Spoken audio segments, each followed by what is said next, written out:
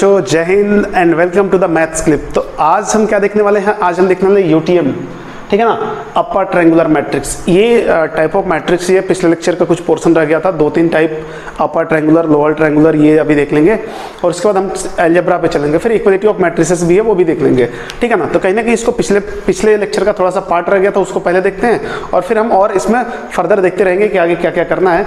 तो आओ सबसे पहले देखते हैं कि क्या होता है अपर ट्रायंगुलर मैट्रिक्स।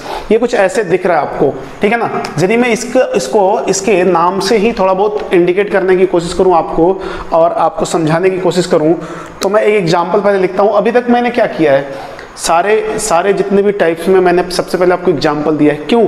क्योंकि नाम से बहुत कुछ आइडिया लग रहा था।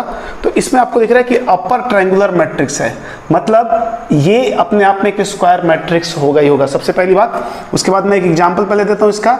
एक एग्जांपल ऐसे लिखते हैं, देखो 3 2 1 here 0 5 6 एंड 0 0 1। आप देख सकते हैं ऊपर की तरफ एक ट्रायंगल बना हुआ है। यदि मैं इन सारे एलिमेंट्स को मिलाऊं, समझ में आया क्या? ये देखो, इन सारे एलिमेंट्स को मैं मिला दूं तो आपको क्या दिखेगा? एक ट्रायंगल दिखेगा, दिख रहा है? तो this is called upper triangular matrix. ये 3x3 का मैट्रिक्स है। तो इसको डिफाइन कैसे करेंगे it is a square matrix. तो हम लिख सकते हैं it is a type of square matrix. It is a type of square matrix in which, कुछ स्पेशलिटी भी है क्या इसकी? हाँ, स्पेशलिटी है ना। देखो नीचे वाले जो एलिमेंट्स है ना, प्रिंसिपल डायगोनल के नीचे वाले एलिमेंट्स 0 हो जाएंगे, ठीक है ना।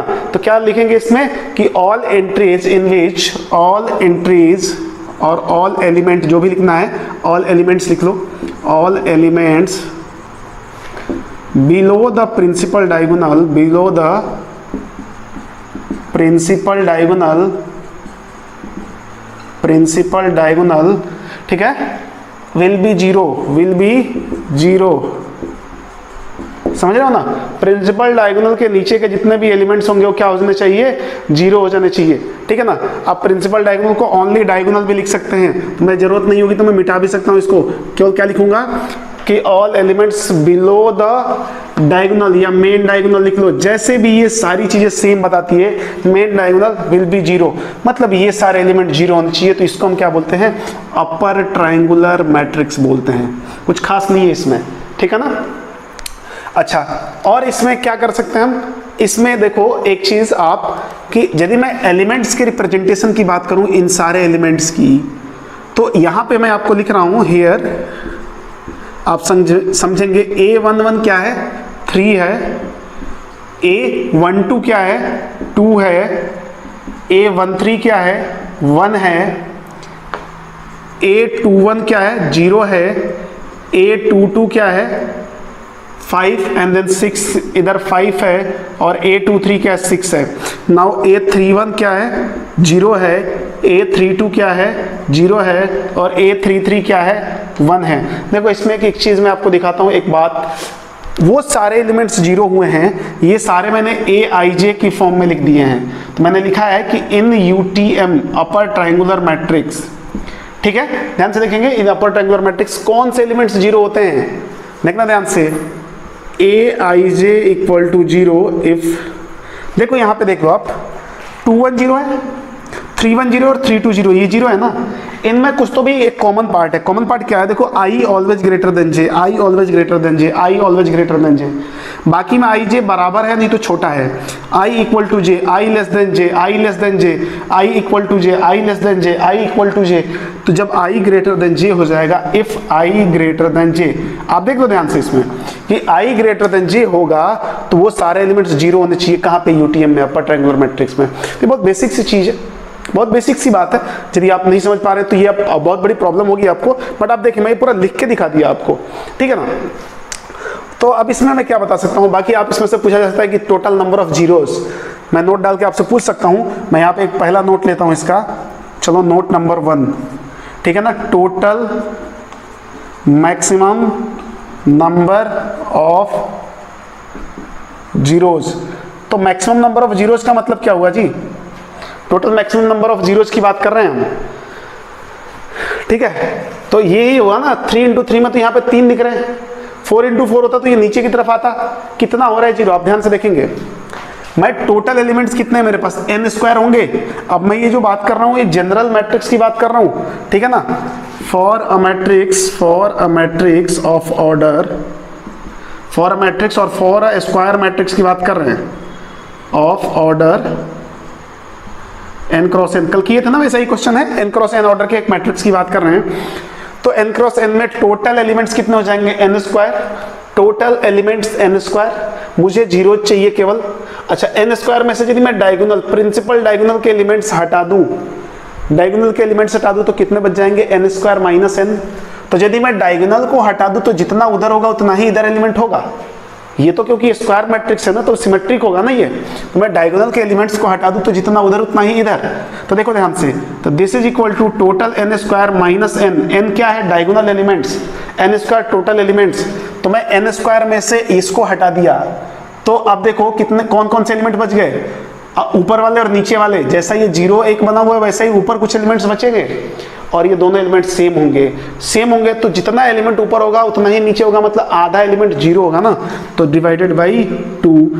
This represent maximum, total possible maximum zeros, ठीक है ना। इतने मैक्सिमम जीरोस बन सकते हैं हमारे पास, ठीक है। अब इसमें बात कर सकते हैं कि maximum number of distinct entries कितनी कर सकते हैं, ठीक है ना। लो लिख लेते हैं सेकंड पॉइंट इसमें, सेकंड नोट कि maximum number of distinct entries, maximum number of distinct entries.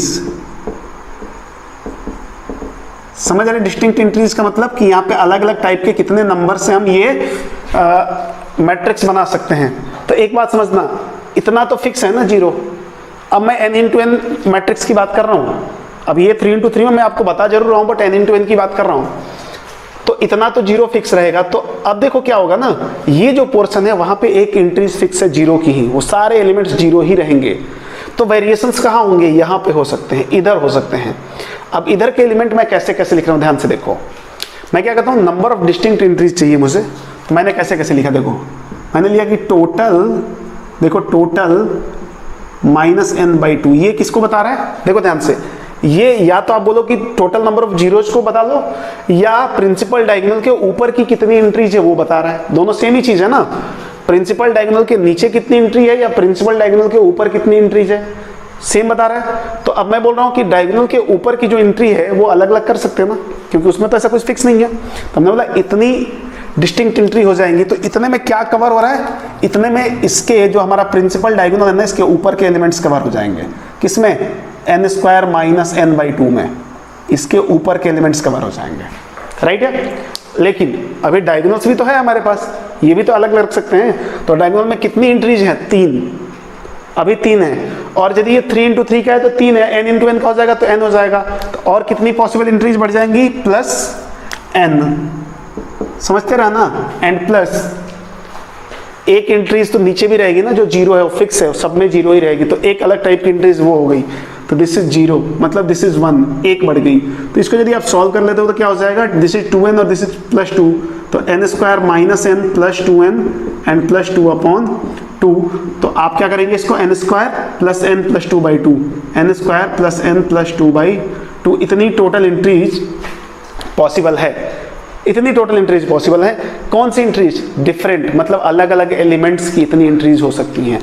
मतलब क्या हुआ, इतने अलग अलग एलिमेंट्स हम यूज कर सकते हैं। जैसे देखो आप, ये 3 इंटू 3 का है ना, 3 इंटू 3 में चेक करो, n की वैल्यू 3 आ जाएगी, तो 9 प्लस 3 12 प्लस 2 14/2 7 अलग अलग नंबर्स ले सकते हैं। देखो कैसे, एक यहाँ लिया, एक यहाँ लिया, एक यहाँ लिया, 3 4 5 6 और एक 0 फिक्स है 7।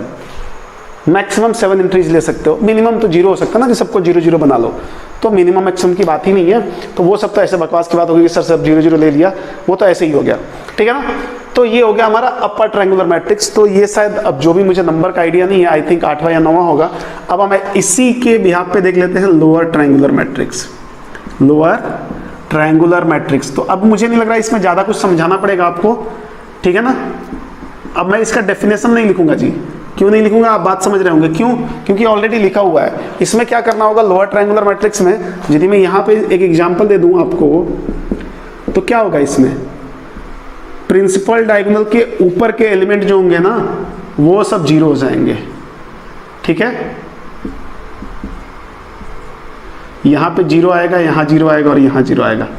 जानबूझ के मैं 3x3 का लिया हूँ, ठीक है। 4x4 के मैट्रिक्स बहुत कम आते हैं हमारे सिलेबस में, यदि वो आएंगे तो रिड्यूसेबल होंगे 3x3 में, जैसे डिटरमिनेंट में हमने देखा है। तो यहाँ भी हमारा डायगोनल है वो कुछ ऐसा है, ठीक है। इसके ऊपर के सारे एलिमेंट्स क्या होंगे, 0 होंगे, सारी एंट्री 0 होंगी। तो ये क्या हो गया, लोअर ट्रायंगुलर मैट्रिक्स हो गया। आप ध्यान से देख सकते हो लोअर ट्रायंगल बना भी है, यहाँ से आप देखो तो ऐसा एक ट्रायंगल आपको दिखेगा, दिख रहा है ना। एंट्रीज को लेके हमने एक ट्रायंगल बना लिया है, ये इधर नहीं इधर होना चाहिए था, ठीक है ना। बना है ना एक ट्रायंगल, देखो एंट्रीज हमने एक ट्रायंगल बना लिया, वैसे यहाँ पे भी दिखाया था आपको। तो ये है लोअर ट्रायंगुलर मैट्रिक्स। तो बाकी सारा गेम तो सेम ही रहेगा। इसमें जो होगा, यदि मैं इस बात को बोलूँ, ये वाली बात को बोलूँ, ये सब चीज़ सेम रहेगी, आप करके देख लेंगे। ये वाली बात बोलेंगे तो यहाँ पे मैं बोल सकता हूँ कि इन LTM, इसको हम LTM बोलते हैं, ठीक है ना। जैसे इसको UTM बोलते हैं वैसे LTM बोलते हैं। LTM कौन से एलिमेंट्स 0 हो रहे हैं आप यहाँ पे देख के बता सकते हो। यहाँ पे कौन से एलिमेंट 0 हो रहे हैं, दिस एंड दिस, देखो ध्यान से, दिस एंड दिस। इसमें क्या है, J की वैल्यू I से हमेशा ज्यादा है, J की वैल्यू I से हमेशा ज्यादा है। देख लो बाकी जगह में कम है या बराबर है। यहाँ पे J की वैल्यू I से हमेशा ज्यादा है, यहाँ पे I की वैल्यू J से ज्यादा थी। यहाँ पे क्या होगा, in LTM Aij equal to 0 if J की वैल्यू ज्यादा हो, मतलब I लेस देन J। यदि I लेस देन J होगा वो सारे एलिमेंट्स 0 हो जाएंगे। तो मुझे नहीं लगता कि इसमें कुछ स्पेशल है जो कि आपको परेशान करेगा, बट समझने के व्यू से ठीक है। अच्छा, एक चीज और है जो टाइप ऑफ मैट्रिसेस में नहीं है, वो भी मैं आपको यहाँ पे लिखा देता हूँ, कॉन्जुगेट एलिमेंट्स, ठीक है ना, कॉन्जुगेट एलिमेंट्स। तो ये बात समझ में आनी चाहिए। कॉन्जुगेट एलिमेंट्स आप पहले भी पढ़ रखे हैं डिटर्मिनेंट में।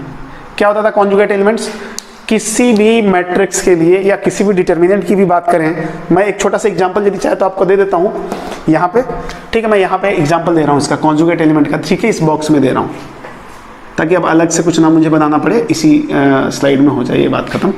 तो क्या होगा, मेरे पास सपोज एक मैट्रिक्स है A, 3x3 का ही बनाऊंगा, 1 2 3 एंड 8 9 0 एंड 5 1 -1 एंड 2, ठीक है। This is our matrix 3x3 का।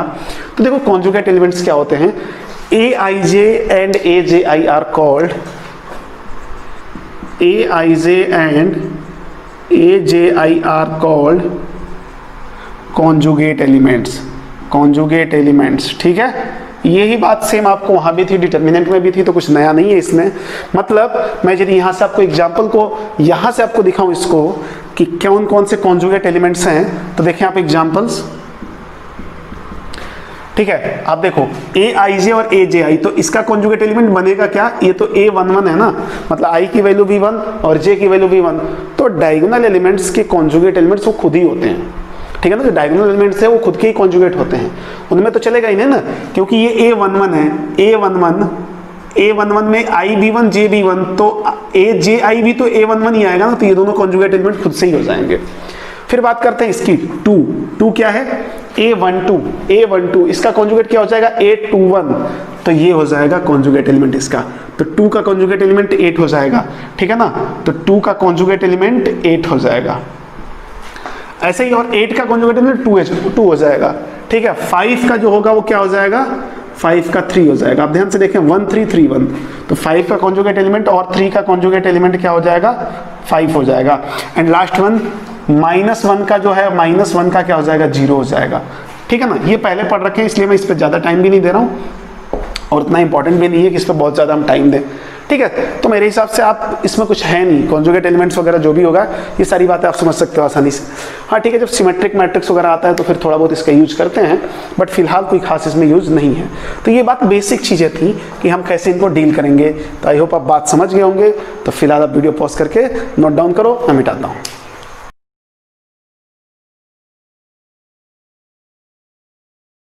ठीक है, नेक्स्ट जो हमारा हेडिंग है वो है इक्वल मैट्रिक्स और आइडेंटिकल मैट्रिक्स। क्या है, इक्वल मैट्रिक्स, इसी को हम आइडेंटिकल मैट्रिक्स भी बोलते हैं।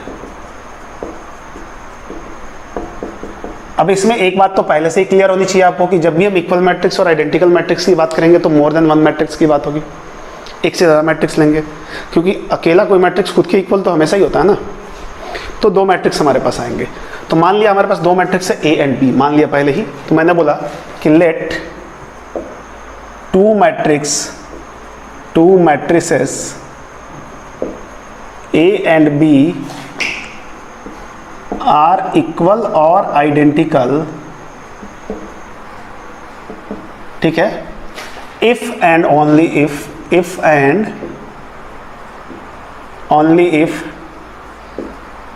they have same order, एक तो ऑर्डर सेम होना चाहिए, एंड इतना ही नहीं, and also same corresponding elements, same corresponding elements, ठीक है, कॉरस्पॉन्डिंग एलिमेंट्स भी सेम होने चाहिए। कॉरस्पॉन्डिंग एलिमेंट्स का मतलब यदि पहले वाले मैट्रिक्स का हम A11 ले रहे हैं तो दूसरे वाले का भी A11 लेंगे, ठीक है ना। तो बात समझेंगे, मैं एग्जांपल देता हूँ, एग्जांपल से अच्छे से समझ में आ जाएगा। पहली बात तो ऑर्डर सेम होना चाहिए, ठीक है ना। जो जो पॉइंट है वो हाईलाइटेड कर लो, ये डी लिखा हुआ है, ए नहीं है, ठीक है ना, तो इसको हाईलाइट कर ले कि ऑर्डर सेम होना चाहिए, तो ऑर्डर को मैं हाईलाइट कर लिया, ठीक है ना। ये देखो मैं डी को थोड़ा हाईलाइट कर दिया कि आपको ये याद रखना है, बाकी तो क्या लैंग्वेज है। और क्या होना चाहिए, कॉरस्पॉन्डिंग एलिमेंट्स सेम होने चाहिए, तो एलिमेंट्स भी सेम होने चाहिए। तो मैं एक एग्जांपल लेता हूँ आपके सामने। यदि मैं एग्जांपल में आपको ऐसे बोलूँ कि if A equal to 2 3 8 1 5 7 and 2 1 6, although ये स्क्वायर मैट्रिक्स है तो कोई फर्क नहीं पड़ता। यहाँ पे जरूरी नहीं कि आपके मैट्रिक्स को स्क्वायर होना पड़ेगा, कोई भी ऑर्डर का मैट्रिक्स हो सकता है, दो मैट्रिक्स इक्वल हो सकते हैं। और यदि मैं बी लिखूँ ऐसा, तो मुझे यही लिखना पड़ेगा 2 3 8, मतलब सब कुछ सेम ही लिखना पड़ेगा, 1 5 एंड 7 एंड 2 1 6, ठीक है। मतलब ऑर्डर सेम हो गया और कॉरस्पॉन्डिंग एलिमेंट्स भी सेम है। कॉरस्पॉन्डिंग एलिमेंट्स कैसे आप देखेंगे, ये जो हमारा ए है, यदि आप मैथमेटिकल फॉर्म में इसको लिखना चाहते हैं तो कैसे लिखेंगे, देखें ये ए है, ए को मैंने क्या लिखा, ए आई जे 3 इंटू 3, और यहाँ पे बी है and this is B I J 3 into 3। तो सीधी सीधी बात है, एक तो ऑर्डर सेम होना चाहिए, तो ऑर्डर तो क्लियर है हमारे पास कि पहला कंडीशन क्या होगा, order should be same, order should be और मस्ट भी दे सकते हो, जरूरी है ये, ठीक है ना, शुड बी सेम। और सेकेंड पॉइंट क्या होगा, A I J equal to B I J for all I J belongs to natural number. मतलब जहां तक रिक्वायरमेंट हो ए आई जे की, ए आई जे बी आई जे के बराबर होगा, मतलब A11 B11 के बराबर होगा, A12 B12 के बराबर होगा। तो दोनों सेम चीज लिखा हुआ है, दोनों ये बात और ये बात सेम ही लिखी हुई है। थोड़ा ये देख रहे हो ना, कीड़े मकोड़े बना दिए गए इसमें, आई जे बिलोंग्स टू, कोई फर्क नहीं पड़ता उससे। तो मुद्दा बहुत क्लियर है कि दो मैट्रिक्स इक्वल तभी होंगे जब उनके कॉरस्पॉन्डिंग एलिमेंट्स बराबर हों और जब उनके ऑर्डर्स बराबर हों। तो इसके लिए एक फर्जी से हम एग्जाम्पल ले सकते हैं और समझने के लिए एग्जाम्पल इसलिए फर्जी मैं बोल रहा हूँ कि उस एग्जाम्पल में कोई मतलब कोई वेटेज नहीं उस एग्जाम्पल का और कोई वैल्यू भी नहीं उस एग्जाम्पल की, कहीं आ भी नहीं सकता, बट समझने के व्यू से जरूरी है। तो मैं एक छोटा सा एग्जाम्पल लेता हूँ कि if two matrices A and B are equal, A and B are equal, मैं A और B यहाँ पे लिख रहा हूँ। A जो है वो दिया हुआ है 2 0 1 3, ठीक है, छोटा सा दिया, लो एक और बढ़ा देता हूँ उसमें, -1 and 2, and B equal to alpha 0 -1 0 beta and 2। बोला है कि if two matrices A and B are equal, ये दोनों इक्वल है, then find alpha and beta, then find alpha and beta. Alpha and beta find out करना है। अरे तो ये तो मतलब मेरे घर की बाई बता देगी आप लोगों को कि क्या होता है इसका आंसर। क्यों, अगर दोनों को बराबर कर दो ना, ये थोड़ा इसका फोटो अच्छे से नहीं बना है, बराबर कर दो, तो हमने सॉल्यूशन लिख लिया। इसका सॉल्यूशन क्या लिखा, A इक्वल टू बी है, गिवन है, ये हमारे पास तो गिवन है ना, तो मर्जी पड़े आप लिख लो इसको। तो A क्या है हमारे पास, अच्छा पहले चेक करो ऑर्डर चेक करो, सेम है क्या, ऑर्डर में जानबूझ के सेम ही लिखा हूँ। कितने रोज है, 2 रोज एंड 3 कॉलम, 2 इंटू 3 का ये भी है और 2 इंटू 3 का ये भी है, तो ऑर्डर तो सेम है। तो ऑर्डर सेम है तो दोनों बराबर है। हमने बोला ठीक है जी, ये तो गिवन ही है कि दोनों बराबर है। 2 0 -1 and 1 3 and 2 equal to, this is alpha 0 and -1 and 0 beta and 2,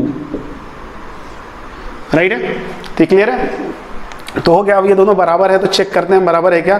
पहला एलिमेंट पहले एलिमेंट के बराबर होना चाहिए, इसका मतलब अल्फा की वैल्यू क्या हो जाएगी, 2 हो जाएगी, 0 0 के बराबर तो है ही, -1 के बराबर, यहाँ पे गड़बड़ हो चुका है, ये बराबर हो ही नहीं सकता, ये 1 लो यहाँ पे भी तभी 1 आएगा यहाँ पे, ठीक है ना। ये 1 के बराबर, 3 बीटा के बराबर, तो बीटा इक्वल टू 3 हो जाएगा और 2 के बराबर, तो ये हो गया हमारा आंसर।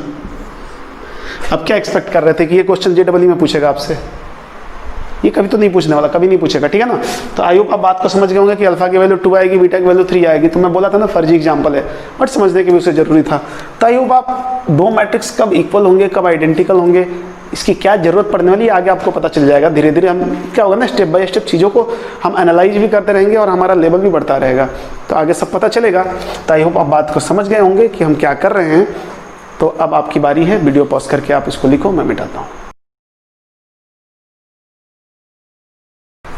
तो अभी तक जो था हमारा थ्योरी पार्ट था, अब थोड़ा एनालिटिकल पार्ट हमारा स्टार्ट होगा। ये है अलजेब्रा ऑफ मैट्रिसेस, ठीक है, अलजेब्रा ऑफ मैट्रिसेस,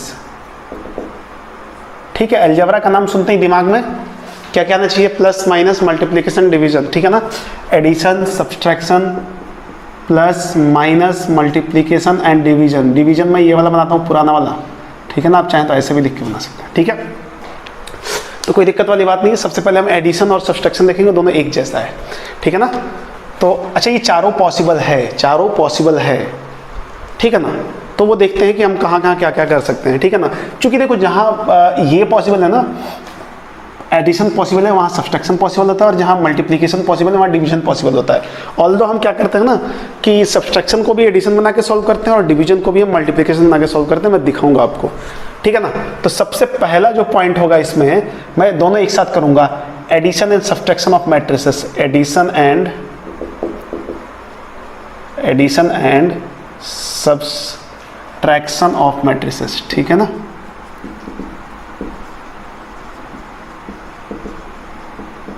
ठीक है, ये करने वाले हैं हम कैसे। अब दो मैट्रिक्स हमारे पास होंगे, ऑब्वियस सी बात है एडिशन के लिए।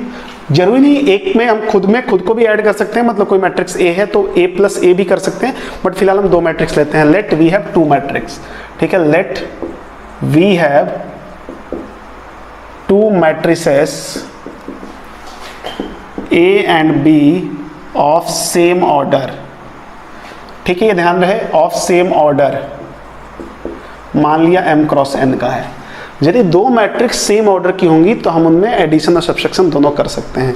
Then we have two matrix and B of order, then we can add और स्लैश सब्सट्रैक्ट। बात समझना, we can add slash subtract, दोनों एक साथ ही समझा रहा हूं, ठीक है। देयर कॉरेस्पॉन्डिंग एलिमेंट्स, बात समझना। अच्छा, ये कॉरेस्पॉन्डिंग एलिमेंट्स का भी फंडा आपको इससे पहले बताया था। कॉरेस्पॉन्डिंग एलिमेंट मतलब पहले वाले में a11 तो दूसरे वाले में भी a11, पहले वाले में a13 तो दूसरे वाले का भी a13। तो मुद्दा क्या होना चाहिए? मुद्दा ये होना चाहिए कि ऑर्डर जो होना चाहिए दोनों का सेम होना चाहिए। यदि दो मैट्रिक्स जिनके ऑर्डर सेम है तो आसानी से हम उनका क्या कर सकते हैं? एडिशन कर सकते हैं और सब्सट्रैक्शन कर सकते हैं विदाउट किसी रोक टोक के, ठीक है ना। तो this type of matrix are called, और आप लिख लो, if addition slash subtraction of A and B are possible. यदि किसी भी दो मैट्रिक्स के लिए एडिशन और सब्सट्रैक्शन पॉसिबल होता है, देन दे आर कॉल्ड, दे मतलब कोई लोग तो है नहीं यहाँ पे, देन दोनों matrix are called conformable for addition, ठीक है। कन्फॉर्मेबल फॉर, देखो कितना बड़ा कंसेप्ट है, कुछ है नहीं वैसे ये, लेकिन सब लैंग्वेज ऐसे ही, कन्फर्मेबल फॉर एडिशन है, ठीक है। मतलब अब क्या है यार, वो बता रहा है कि यदि दोनों के ऑर्डर सेम है और दोनों का एडिशन हो सकता है, हम बोलेंगे कि these two matrix are conformable for addition. और सब्सट्रैक्शन में एडिशन लिख रहा हूँ तो उसको साथ साथ आप सब्सट्रैक्शन लेके चलोगे, ठीक है। कोई बुरा ना मान जाए इसके लिए मैं लिख देता हूँ सब्सट्रैक्शन, ठीक है ना। तो बात समझेंगे आप कि ये तो वैसे ही टाइम पास है, ये तो कोई मतलब ही नहीं है, इसको ऐड करना है हमें। तो दो मैट्रिक्स को ऐड करना है, तो आप एग्जांपल ले लेता हूं मैं, एग्जांपल आपको समझाता हूं एग्जांपल के थ्रू कि क्या होता है। मान लो लेट वी हैव ए, ठीक है, थोड़ा सा अच्छा है, इसका फोटो बना लेता हूं, 2 3 1 5 and 6 -1 0 -1। Order of this matrix is 2 2 into 4 दिख रहा है ना, रो इंटू कॉलम, ये मल्टीप्लाई करके 8 मत लिख देना, ठीक है, बार बार ये आपको बता रहा हूँ, तो ये नहीं कि जिस चीज़ को बार बार बताएं वही गलती कर दो। और यहाँ पे 2 1 0 -1 5 1 3 2, इसका भी ऑर्डर क्या है 2 इंटू 4 का है। तो हम आसानी से बोल सकते हैं कि a प्लस बी हम कर सकते हैं, तो a प्लस बी यदि हम करते हैं तो a प्लस बी की वैल्यू क्या आएगी, कॉरस्पॉन्डिंग एलिमेंट्स ऐड होंगे। सबसे पहला टारगेट तो ऑर्डर देख लेना है, हमारा ऑर्डर सेम है क्या, दोनों का ऑर्डर, हाँ जी ऑर्डर तो सेम लग रहा है। हो सकता है आपको एग्जाम में ऑर्डर दिया भी हो ना भी दिया हो, तो ऑर्डर तो आपको निकालने आता है ना, तो फिर ना दिया हो तो क्या दिक्कत है, कोई दिक्कत ही नहीं है।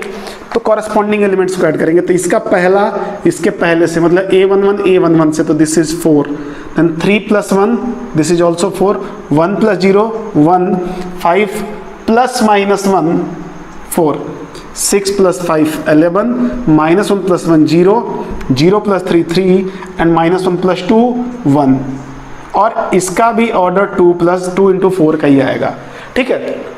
मतलब यदि इसको मैं मैथमेटिकल लैंग्वेज में लिखने की कोशिश करूं, कोशिश तो कर ही लेंगे, पहले मैं एक काम कर रहा हूं ना, सब्सट्रैक्शन भी देख लेते हैं, लगे हाथ सब्सट्रैक्शन देख लेते हैं। मैं a - b की भी बात कर लेता हूं, तो उसमें भी बिल्कुल एज इट इज करना है, जहां पे आप प्लस कर रहे थे ना वहां आपको माइनस कर देना है, मतलब 2 - 2। ध्यान से देखो, अब ऐसा तो जरूरी नहीं है ना मैं इस 4 की जगह 2 + 2 करके आपको लिख लिख के दिखाता। अब आप क्या है ना कि आप 12th में हो, JEE की तैयारी कर रहे हो, जीनियस हो जाओगे थोड़ी देर बाद, तो ये सब चीज़ें बात पता होनी चाहिए आपको। तो this is 2 - 2, this will be 0, 3 - 1 2, 1 - 0 0, sorry 1, ये तो पहली बार हो रहा है, 1 - 0 0, 1 - 0 1 होता है, एंड 5 -1 6, ठीक है।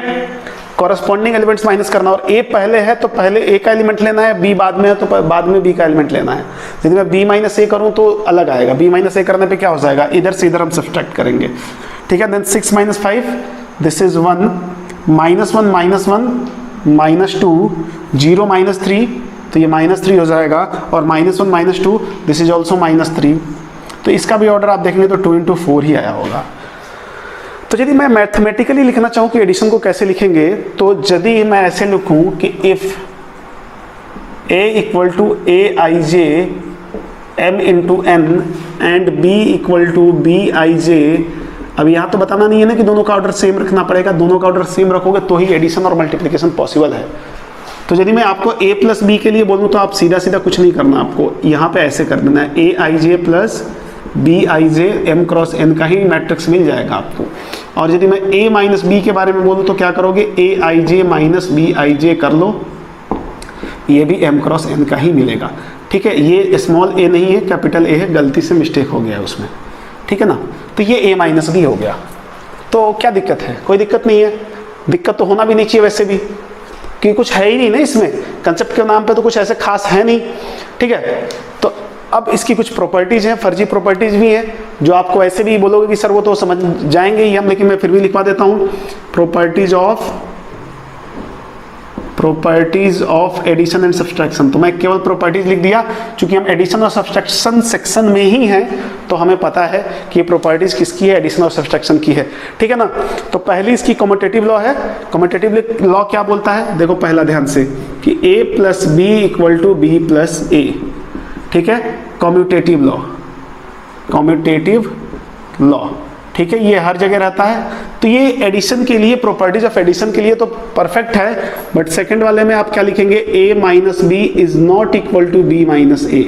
ये क्या होता है, a - b इक्वल टू, मैं बाद में आपको बताऊंगा कि क्या होता है, वैसे कॉमन लेना पड़ेगा माइनस, ठीक है ना। तो फिलहाल अभी लिख लो, ये बाद में मैं प्रूव कर दूंगा, -b - a होता है, ठीक है ना। थर्ड क्या हो जाएगा, एसोसिएटिव लॉ आपको पता होगा, ऐसे होता है, a + b + c = a + b + c। ये एसोसिएटिव लॉ है, क्या है, एसोसिएटिव लॉ। कोई बड़ी बात नहीं, एसोसिएटिव लॉ है तो ये भी पहले से पता है, और ये सारी चीजें धीरे धीरे प्रूव हो जाएंगी, आपको अलग से कुछ भी करने की जरूरत नहीं है, ठीक है ना। अब यदि फोर्थ पॉइंट में बोलूं कि यदि a + b 0 हो रहा है, a + b 0 हो रहा है, ध्यान से देखें, इसका मतलब क्या हुआ, a = -b रहा होगा, ठीक है, ऐसा रहा होगा तभी तो a + b 0 होगा। a + b 0 कब होगा, देखो ध्यान से, जब यहाँ पर 2 है यहाँ -2 हो जाए, यहाँ 3 है यहाँ -3 हो जाए, यहाँ 1 है यहाँ -1 हो जाए, 5 की जगह -5 हो जाए, मतलब ये जितने एलिमेंट्स इधर है ना उनके सबके निगेटिव उधर हो जाए। और मैट्रिक्स की प्रॉपर्टी होती है, अभी आपको बताया नहीं गया कि उसमें से माइनस कॉमन आता है। डिटर्मिनेंट में क्या होता था, एक रो या एक कॉलम से हम कॉमन लेते थे, यहाँ क्या होता है सारे एलिमेंट से कॉमन आता है, तो माइनस बाहर दे देगा। तो यदि ऐसा है ना तो here B is called additive inverse of A। ठीक है, क्या है एडिटिव इनवर्स, ये इनवर्स लिखा है तो आप समझ रहे होंगे, थोड़ा सा ठीक ठाक ही लिख दिया है, एडिटिव इनवर्स ऑफ A। यदि ऐसा है तो क्या बोलोगे सर, इसमें कह सकते हैं क्या कि A is also called additive inverse of B and vice versa also, and vice versa. ठीक है ना, आप दोनों को बोल सकते हो, दोनों एक दूसरे का एडिटिव इनवर्स है। तो आप कोई बोले एडिटिव इनवर्स क्या है यार, नाम है यार, कुछ उस पर ज़्यादा फोकस नहीं करना। कभी आपको किसी क्वेश्चन में लिखा हुआ आ जाए तो ये आपको बात समझना होगा कि उसमें बोल दे कि 2 matrices are there and 1 is additive inverse of another, मान लो A और B दिया हुआ और उसमें बोल दिया कि एक एडिटिव इनवर्स है दूसरे का, तो क्लियरली हो गया A + B 0 होना चाहिए। ठीक है ना। And last one, 5th one बोल रहा है कि if A + B = A + C है, तो इसका बहुत क्लियर मतलब होगा कि B = C है। इसका बहुत ही क्लियर मतलब होगा कि B = C है। इसमें कोई झोल झपाटा नहीं है ऐसे, ठीक है ना। डिटर्मिनेंट जैसा डिटर्मिनेंट में हो सकता है, वहाँ पे देखो डिटर्मिनेंट का एडिशन बिल्कुल अलग था, मैट्रिक्स का एडिशन बिल्कुल अलग है, आपको समझ में आ गया होगा।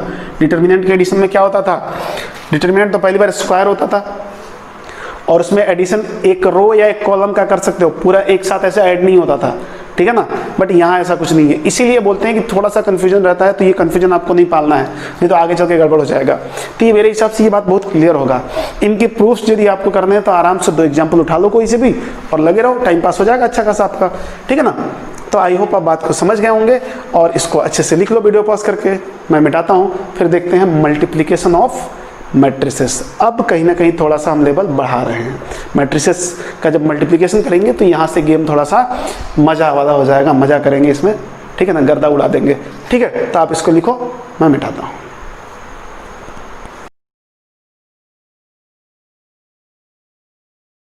तो अब देखते हैं मैट्रिक्स मल्टीप्लिकेशन। ये देखते हैं ये कौन सा गेम है हमारे पास, मैट्रिक्स मल्टीप्लिकेशन,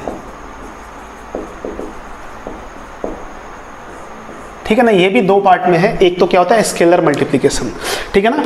तो पहले सबसे पहले हम यही देखेंगे, स्केलर मल्टीप्लिकेशन देखेंगे। स्केलर मल्टीप्लिकेशन मतलब किसी मैट्रिक्स में यदि मैं कोई स्केलर क्वांटिटी मतलब कोई नंबर में मल्टीप्लाई करूं तो क्या होता है। देन इसके बाद हम देखेंगे मल्टीप्लिकेशन ऑफ मैट्रिसेस, मतलब 2 मैट्रिक्स को एक साथ मल्टीप्लाई करेंगे, ठीक है। तो इसको मैं लिखता हूं कि if a matrix A is multiplied with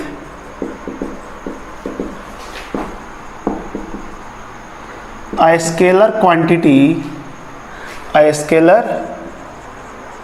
quantity K, मतलब मैट्रिक्स A एक स्केलर क्वांटिटी एक नंबर है K से मल्टीप्लाई हो रहा है, then quantity K, then all elements of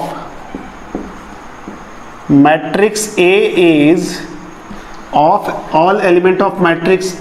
is multiplied with K. K is multiplied with K, ठीक है। यदि आपको लगता है कि इससे अच्छी इंग्लिश आप लिख सकते हो तो आप लिख सकते हो, इसमें कोई दिक्कत नहीं है, ठीक है ना। तो समझ गए, if a matrix A is multiplied with a scalar quantity K, then all elements of matrix A is, आप चाहे multiplied और get multiplied भी लिख सकते हो, दोनों सेम ही आता है, get multiplied with K।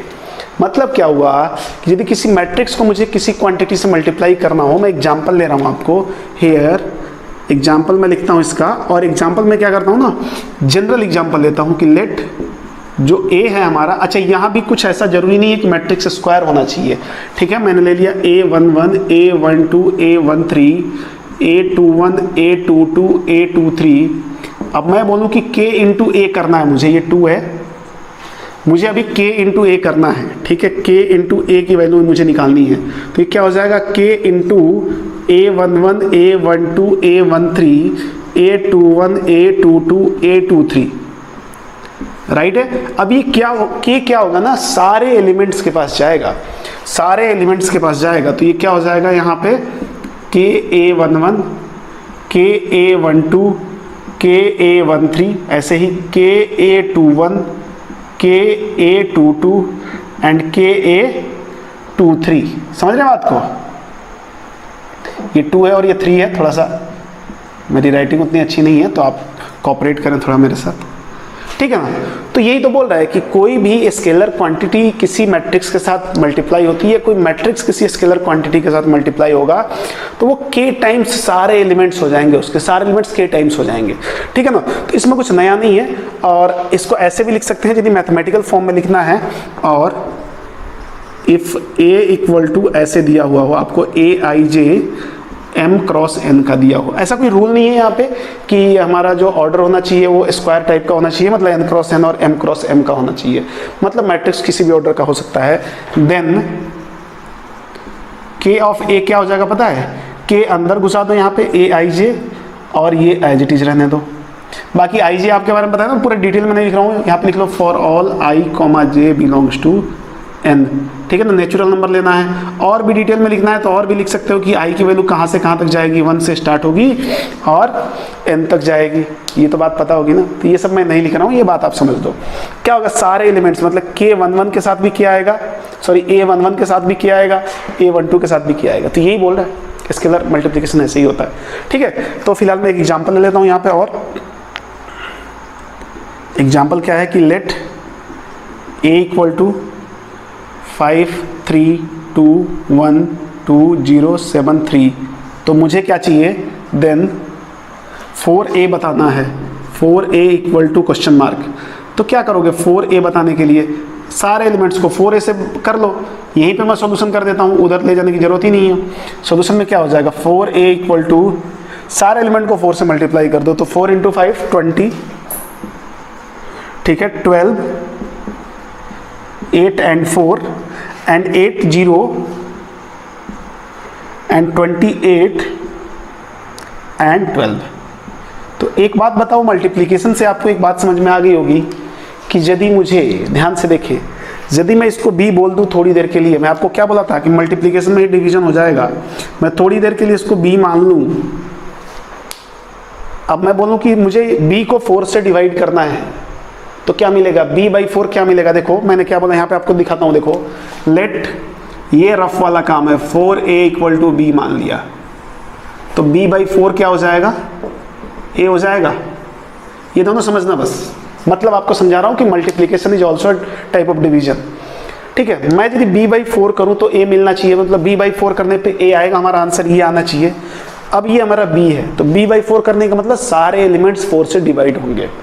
तो जैसा मल्टीप्लिकेशन का केस होता है वैसा ही डिवीजन का होता है, जैसा एडिशन का वैसा ही सब्सट्रैक्शन का। तो ये बात समझ गए ना आप, कि कहीं भी आपको डिवीजन करना पड़ जाए, मैट्रिक्स ए दिया हुआ है, चलो इसी में मैं करके देख लेता हूं कि मुझे निकालना है ना हो a/2 करना है।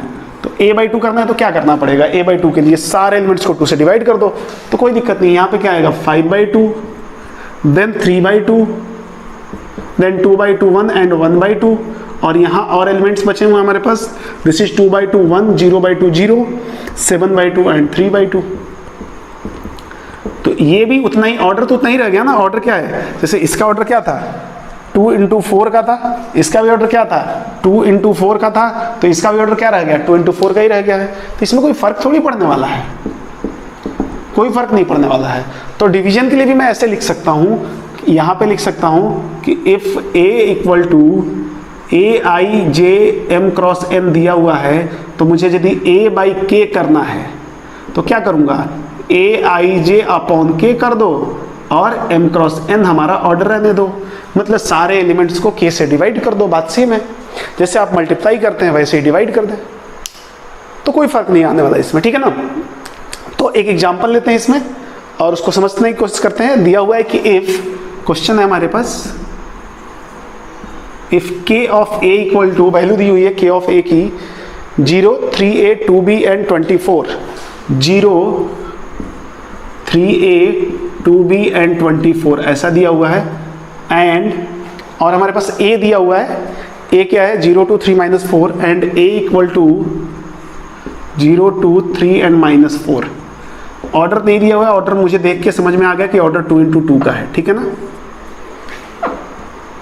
तो इसमें कोई दिक्कत नहीं है। तो क्या पूछा उसने, तो बोला then value of K A B, then find value of, then find value of A B and के।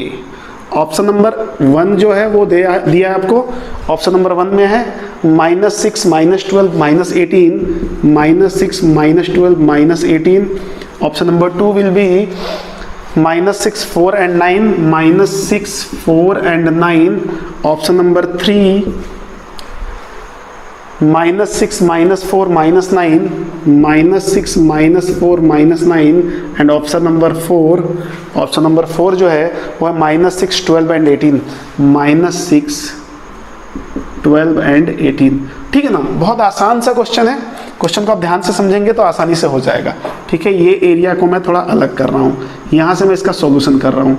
ठीक है ना, क्या बोला है कि इफ के इक्वल टू दिस, ठीक है ना, दिस के, इसमें यदि के से मल्टीप्लाई करूँ तो ये आ जाएगा ना, यही तो बोला है, इसमें के से मल्टीप्लाई करूँ तो के ए आ जाएगा। तो मैंने बोला नाउ के ए निकालता हूँ, के ए क्या हो जाएगा 0 × के 0 and this is 2k and this is 3k and this is -4k। ये के ए है ना, ये के ए आया ना, और पहले से भी के ए दे के है, क्या दे के है, ये के है, ध्यान से देखो, ये भी दे के है, क्या दे के है 0 3a 2b एंड 24।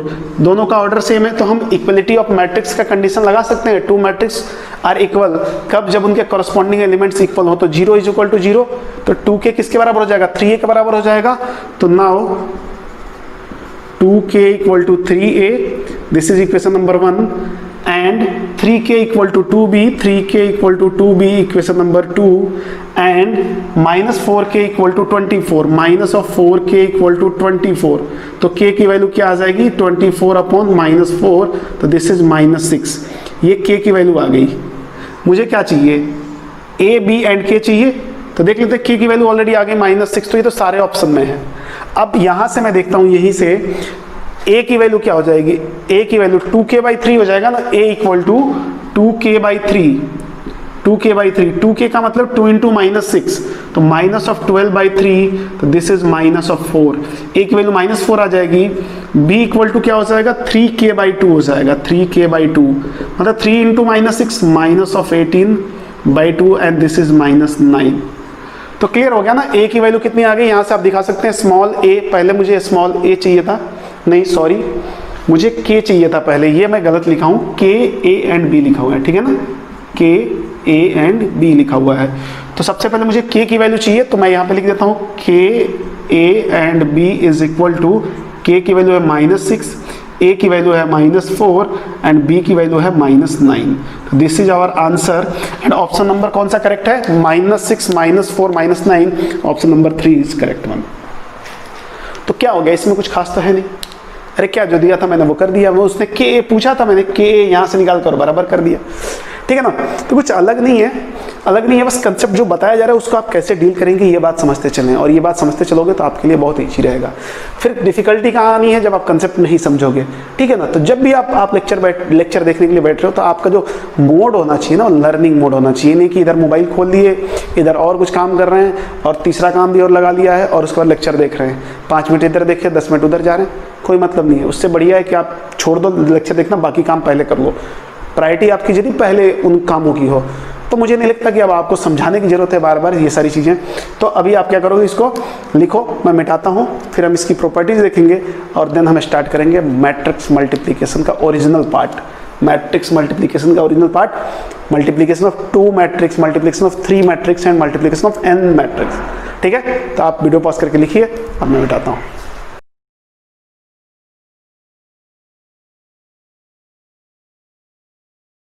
तो अब बात करते हैं प्रॉपर्टीज ऑफ स्केलर मल्टीप्लिकेशन का, देख लेते हैं क्या है। बहुत दो चार ही प्रॉपर्टीज है, प्रॉपर्टीज ऑफ स्केलर मल्टीप्लिकेशन। किसका स्केलर मल्टीप्लिकेशन? किसी मैट्रिक्स के साथ कोई स्केलर क्वांटिटी मल्टीप्लाई हो रही होगी, उसके लिए क्या क्या प्रॉपर्टी हो सकती है। तो प्रॉपर्टी क्या काम आती है कैलकुलेशन को इजी करने में। देखो सबसे पहली प्रॉपर्टी क्या होगी हमारी, सबसे पहली प्रॉपर्टी बोला है कि if k into A plus B, दो मैट्रिक्स है हमारे पास a एंड b, यदि कोई k मल्टीप्लाई हो रहा है इस फॉर्म में, मतलब a प्लस बी के बाद मल्टीप्लाई हो रहा है, तो मैं डायरेक्टली उसको ऐसे कर सकता हूं k of a plus k of b। तो क्या मैं यहाँ पे माइनस भी दे दूं, चलेगा ना? चलेगा, ठीक है, ऐसे भी हो सकता है, ऐसे भी चलेगा। दूसरी प्रॉपर्टी है कि यदि मैं माइनस ऑफ k से मल्टीप्लाई करूं किसी इसको मैट्रिक्स को, तो क्या करेगा, इसको मैं ऐसे भी लिख सकते हैं k into minus of a, मतलब ये माइनस का मतलब -1 है। तो ये देखो कैसे भी मल्टीप्लीकेशन में ये कैसे भी वेरी कर सकता है। मल्टीप्लीकेशन में आप अभी ऐसा ना कर लें कि a b equal to b a कर लें, ये गड़बड़ हो जाएगा। अभी हम इसके बारे में नहीं पढ़े हैं, क्योंकि अभी कहाँ हम पढ़े हैं दो मैट्रिक्स का मल्टीप्लीकेशन, हम केवल सिंगल मैट्रिक्स के मल्टीप्लीकेशन की बात कर रहे हैं, ठीक है ना।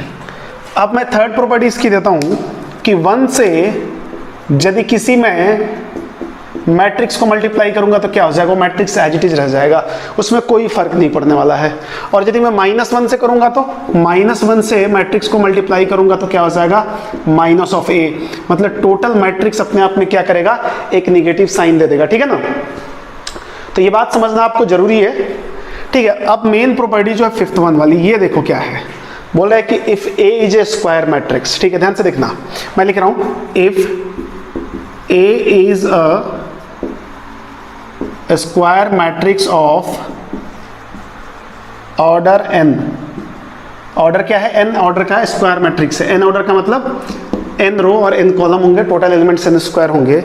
इस केस में यदि मैं आपसे ऐसे बोलूं कि ये मान लिया पहले ही कि ऑर्डर n है, तो के ए हम निकाल लिए, ठीक है ना, तो के ए का भी ऑर्डर क्या हो जाएगा, n क्रॉस n ही हो जाएगा ना, चलेगा ना। मतलब मैं ऐसे बोल सकता हूँ ना, ये तो पहले ही बता रखा हूँ कि किसी स्केलर से मल्टीप्लाई करके हम क्या करते हैं।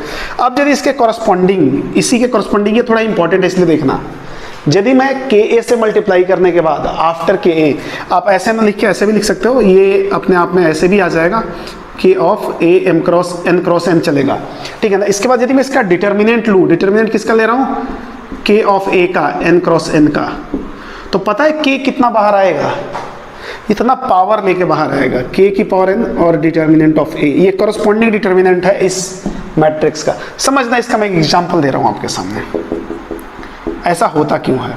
क्योंकि हमें ये पता है कि जब भी कोई स्केलर क्वांटिटी किसी मैट्रिक्स से मल्टीप्लाई होती है तो सारे एलिमेंट्स के पास जाती है।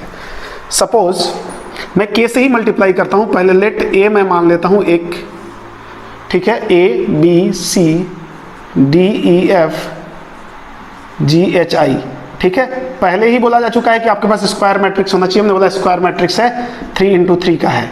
अब मैं बोलूं कि k ऑफ a निकालो जी, तो क्या होगा, k सबके पास चला गया, तो this is k a, k b, k c, ठीक है, k d, k e, k f, k g, k h and k i, ये मैट्रिक्स हमारे पास आ गया 3 इंटू 3 का। अब बोला इसी का डिटर्मिनेंट ले लो, अरे तो क्या हो जाएगा, डिटर्मिनेंट लेना कोई बहुत बड़ी बात नहीं है। अब मैं बोलता हूँ कि मॉड ऑफ के ए या डिटर्मिनेंट ऑफ के ए की बात करते हैं, तो डिटर्मिनेंट लेंगे ना, तो क्या होगा, बस ये वाला जो आपको ब्रैकेट टाइप का दिख रहा है ना, ये वर्टिकल लाइन से रिप्लेस हो जाएगा। तो वर्टिकल लाइन से रिप्लेस हो रहा है, देखो यहाँ पे क्या हो जाएगा, के ए, के बी, के सी, के डी, के ई, के एफ, के जी, के एच, के आई, ऐसा हो जाएगा, ठीक है ना। और इसका भी ऑर्डर 3 इंटू 3 है, तो डिटर्मिनेंट के लिए तो वैलिड है ना, क्यों, डिटर्मिनेंट स्क्वायर फॉर्म में ही होना चाहिए। अब देखो क्या होता है, ध्यान से देखो, अब मैं डिटर्मिनेंट में से के कॉमन लेना चाहता हूं। अब फर्क यही हो जाता है कि मैट्रिक्स में यदि कोई स्केलर क्वांटिटी अंदर जाती हो तो सारे एलिमेंट्स के पास आती है, या अंदर से बाहर आएगी तो सारे एलिमेंट्स से आएगी। बताया था आपको ये बात पहले ही कि यदि किसी भी मैट्रिक्स में आपको कोई स्केलर क्वांटिटी मल्टीप्लाई करना है तो सारे एलिमेंट के पास जाएगी, और मुझे कॉमन भी लेना है तो सारे एलिमेंट से आएगी, बट यहाँ गड़बड़ हो जाता है। डिटर्मिनेंट में किसी एक रो या किसी एक कॉलम से बाहर आता है, या किसी एक रो या किसी एक कॉलम में हम अंदर दे सकते हैं मतलब मल्टीप्लाई कर सकते हैं। तो यहाँ से यदि मैं के बाहर लेना शुरू करूँ तो आपको दिख रहा होगा पहले कॉलम से एक के आएगा, दूसरे कॉलम से एक और के आएगा, तीसरे कॉलम से एक और के आएगा, तो 3 के आ जाएंगे। और ये क्या हो जाएगा, A B C D E F and G H I. तो हम बोल सकते हैं इसको कि ये क्या हो गया, ये देखो मैट्रिक्स ए था ना, उसके कॉरस्पॉन्डिंग डिटर्मिनेंट हो गया। मैं बोल सकता हूँ k की power 3 and determinant of A, right है। यही तो बात मैं समझा रहा था आपको कि k की पावर 3 डिटर्मिनेंट ऑफ ए। ये 3 क्या है, 3 क्या इसका ऑर्डर है, वही यहाँ पे लिखा हुआ है। इसी के कॉरस्पॉन्डिंग ये 3 है, ध्यान से देखें, दिस इज 3। इसी के कॉरस्पॉन्डिंग आप ध्यान से देखें इसको, क्या बोला है कि यदि हमारे पास कोई भी मैट्रिक्स इस टाइप का है जिसका ऑर्डर n है और स्क्वायर मैट्रिक्स है, तो उसमें यदि मैं k से मल्टीप्लाई करता हूं और उसके कॉरस्पॉन्डिंग में डिटर्मिनेंट की बात करता हूं, ठीक है, तो ये कुछ ऐसा बनेगा k की पावर n डिटर्मिनेंट ऑफ ए। ये बार बार, ये बहुत इंपॉर्टेंट है, मैं आपको बता देता हूं। पहले ही मैं इस पर देखो 3 स्टार लगा देता हूं कि आप इसको अच्छे से समझ लें, रट लें, जैसा जो भी है, क्योंकि बहुत बार बार ये आएगा और बार बार आएगा तो आपको समझ में नहीं आएगा तो परेशानी होनी है, इसमें कोई दो राय नहीं है। तो आई होप आप बात को समझ रहे होंगे कि कैसे कर रहे हैं, ठीक है। इसके बाद चलते हैं प्रॉपर्टी नंबर 6 पे चलते हैं। प्रॉपर्टी नंबर 6 देखो क्या बोलता है, प्रॉपर्टी नंबर 6 बोलता है कि a माइनस ए जो होता है वो 0 होता है, और 0 नहीं होता है, डार्क 0 होता है। मतलब दो मैट्रिक्स का जो डिफरेंस होता है ना, और अल्टीमेटली एक मैट्रिक्स ही आता है। क्या समझे, दो मैट्रिक्स का जो डिफरेंस होता है वो एक मैट्रिक्स से आएगा। तो ये 0 क्या है, this is nothing but it is a dark 0 and this represent null matrix. Null matrix आपको पता है ना, और एम्प्टी मैट्रिक्स, ठीक है ना। तो कभी भी दो मैट्रिक्स का जो डिफरेंस होगा वो 0 नहीं आ सकता है, ठीक है ना, उसको ध्यान रखें, वो नल मैट्रिक्स ही आएगा। जैसे दो नंबर का डिफरेंस नंबर आता है, तो वैसे ही दो मैट्रिक्स का डिफरेंस मैट्रिक्स आएगा। ऐसे वेक्टर में भी पढ़ा होगा, दो वेक्टर का डिफरेंस वेक्टर आता है, ठीक है ना। 7th प्रॉपर्टी देखते हैं। 7th प्रॉपर्टी क्या बोलता है, वैसे इसकी प्रॉपर्टी नहीं है, बट फिलहाल आप समझ लो कि determinant of a plus B usually is not equal to, usually बोल रहा हूँ, in general is not equal to determinant of A and plus determinant of B। अच्छा, ये प्लस की जगह माइनस भी ले सकते हो, कोई फर्क नहीं पड़ता। यूजुअली इन जनरल की बात कर रहे हैं, इन जनरल मतलब यूजुअली ये तो नहीं होता है, कभी कभार हो जाए, वो इत्तेफाक से हो जाए, स्पेशल केस। मतलब इसको हम ऐसे भी लिख सकते हैं कि mod of A plus minus B. मैं मॉड बोल रहा हूँ बट ये मॉड है नहीं, डिटर्मिनेंट है, is not equal to determinant of A plus minus determinant of B, ठीक है ना। इस बात का खासा ध्यान रखना है। कई बार लोग गलती से कर जाते हैं और आंसर सही आ जाता है, इसका मतलब ये नहीं कि बार बार सही आएगा, ठीक है। एंड लास्ट देख लेते हैं 8वीं प्रॉपर्टी जो है इसकी। 8वीं प्रॉपर्टी क्या बोलता है, ट्रेस जो हमने निकाला था, trace of a plus B equal to trace of a plus trace of b हो जाता है। ये बहुत बेसिक सी चीज है, ठीक है ना। इसका तो मैं एग्जाम्पल अभी आपको दे देता हूँ। 8वें का एग्जाम्पल एक दे लेते हैं, एक एग्जाम्पल लिख लेते हैं, ठीक है। हमने बोला let a equal to 2 4 3 6 8 9 and 0 1 2, right है। ये देखो 3 into 3 का है, और ट्रेस तभी निकलेगा जब आपके पास कौन सा मैट्रिक्स होगा, स्क्वायर मैट्रिक्स होगा, ये बात पहले से पता है। एंड बी जो है हमारे पास बी भी गिवन है, और बी भी 3 into 3 का ही ले रहे हैं हम, 2 0 1 0 2 1 एंड 0 0 2।